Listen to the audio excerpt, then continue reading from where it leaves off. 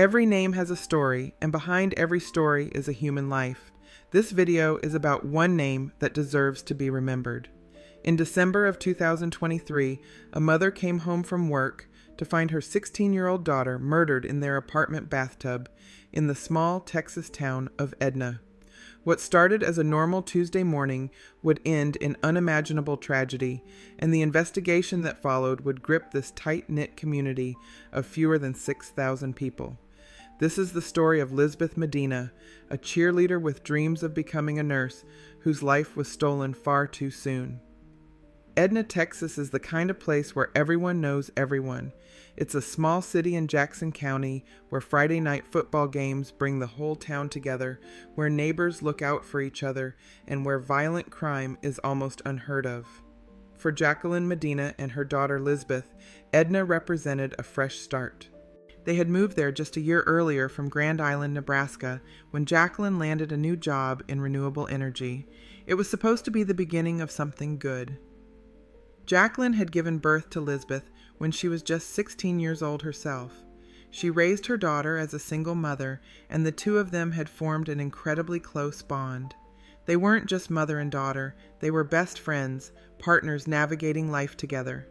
Lizbeth's Aunt Anna would later describe how close the family was, how Lizbeth was surrounded by love from her grandparents, aunts, and uncles. But it was always Jacqueline and Lizbeth against the world, two souls intertwined in a way that only a young single mother and her child can understand. Lizbeth was thriving in Edna. At 16 years old, she had found her place as a cheerleader for Edna High School's football team. Her Aunt Anna remembered how Lizbeth's face would light up with pure joy whenever she cheered at the games. It wasn't just about the cheering or the attention, it was about being part of something, about school spirit and community. Lizbeth had dreams too, big dreams. She wanted to become a nurse, to spend her life helping others and making a difference. Those who knew her described her as outgoing and confident, someone who was always there for everybody. She was charming, young, and full of energy. She was the kind of person who would literally give you the shirt off her back if you needed it. December 5th, 2023, started like any other Tuesday morning.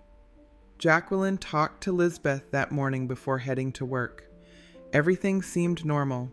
Lizbeth was getting ready for school, still in her pajamas, probably thinking about the day ahead. There was a Christmas parade scheduled for that evening, and Lizbeth was supposed to be there.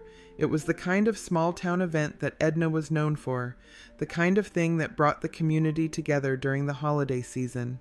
But Lizbeth never made it to that parade. When she didn't show up, Jacqueline started to worry.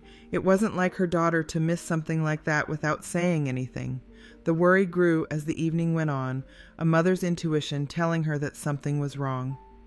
Around 7 o'clock that evening, Jacqueline arrived home to their apartment at Cottonwood Apartments. What she found there would shatter her world forever. Lizbeth was in the bathtub, unresponsive. Jacqueline called 911 immediately, her voice probably shaking with panic and disbelief. When police arrived at the scene, they confirmed what no mother should ever have to face. Lizbeth was dead. This wasn't an accident. It wasn't a medical emergency. This was murder. A 16-year-old girl had been killed in her own home, in the place where she should have been safest. The Edna Police Department immediately launched an investigation, but they were tight-lipped about the details. They wouldn't specify exactly what led them to conclude that Lizbeth's death was a murder, stating only that the investigation was ongoing. What we would later learn from a preliminary autopsy report from the Travis County Medical Examiner's Office was that Lizbeth had been stabbed to death. She had been getting ready for school, still in her pajamas, when someone entered her home and took her life in the most violent way imaginable. The news sent shockwaves through Edna. This kind of thing didn't happen here. Parents suddenly felt afraid for their own children. If a 16-year-old cheerleader could be murdered in her own home in broad daylight, then nowhere was safe. Police Chief Rick Boone addressed the community's fears, announcing increased patrols in the area and promising to bring the perpetrator to justice. But as the days passed with no arrest, the fear only grew. Lizbeth's family was desperate for answers. Her Aunt Anna spoke to the media, pleading for anyone with information or security camera footage to come forward. They had no information about what happened or why. All they knew was that a bright, beautiful young woman who had her whole life ahead of her was gone. Jacqueline was inconsolable, trapped in a nightmare that no parent should ever have to endure. Anna said it simply. Any mother would understand the pain she was going through. The family tried to organize a candlelight vigil for Lizbeth, wanting to give the community a chance to come together and mourn. But the high school canceled it due to concerns about the suspect still being on the loose. The person who killed Lizbeth was still out there somewhere, and until they were caught, everyone remained at risk. It was a terrifying reality for a small town that had always felt safe. But even in the midst of this horror, the community showed up for Lizbeth's family. People sent cookies, t-shirts memorializing Lizbeth, and messages of support. A GoFundMe was set up to help with funeral and memorial costs, and donations poured in. It was a reminder that even in the darkest moments, human kindness can shine through. The people of Edna might have been scared, but they weren't going to let Jacqueline face this alone. The investigation continued, with the Edna Police Department working alongside the Texas Rangers. They were following leads, interviewing witnesses, and piecing together what happened that Tuesday morning. And then, finally, they got the break they needed. A tip came in that would lead them to their suspect. Rafael Gouveia Romero was captured in Schulenburg, Texas, thanks to that crucial tip. The arrest brought some relief to the community, but it also raised more questions. Who was this man? What was his connection to Lizbeth? Why would he do something so horrific? As details emerged, the picture became clearer, though no less disturbing. Romero was charged with 3 serious crimes related to Lizbeth's death: murder, aggravated robbery with a deadly weapon, and burglary of a habitation. The charges painted a picture of what happened that morning. Someone had broken into the Medina's apartment, someone had robbed them, and someone had murdered 16-year-old Lizbeth in the process. His bond was set at $2 million, reflecting the severity of the crimes and the danger he posed. The legal process moved forward, and the community waited for justice. For nearly 2 years, Jacqueline and her family lived with the pain of Lizbeth's loss while waiting to see if the man accused of killing her would be held accountable. The wheels of justice turned slowly, and every delay, every court date, every continuance was another wound reopened for a grieving mother. Then, in September of 2025, nearly 2 years after Lizbeth's murder, Rafael Gouveia Romero stood before a judge in Jackson County and pleaded guilty. He admitted to all 3 charges: the murder, the aggravated robbery with a deadly weapon, and the burglary. A plea deal had been reached, sparing the family the trauma of a trial, but also meaning they might never know all the details of what happened that day. The sentencing was severe, as it should have been. Romero was ordered to serve 2 concurrent life sentences for the murder and robbery charges, plus an additional 20 years for the burglary charge. Concurrent means he'll serve both life sentences at the same time, but the message was clear. He would spend the rest of his life behind bars for what he did to Lizbeth Medina. For Jacqueline, no sentence could ever be enough. No amount of prison time could bring her daughter back or erase the image of finding Lizbeth in that bathtub.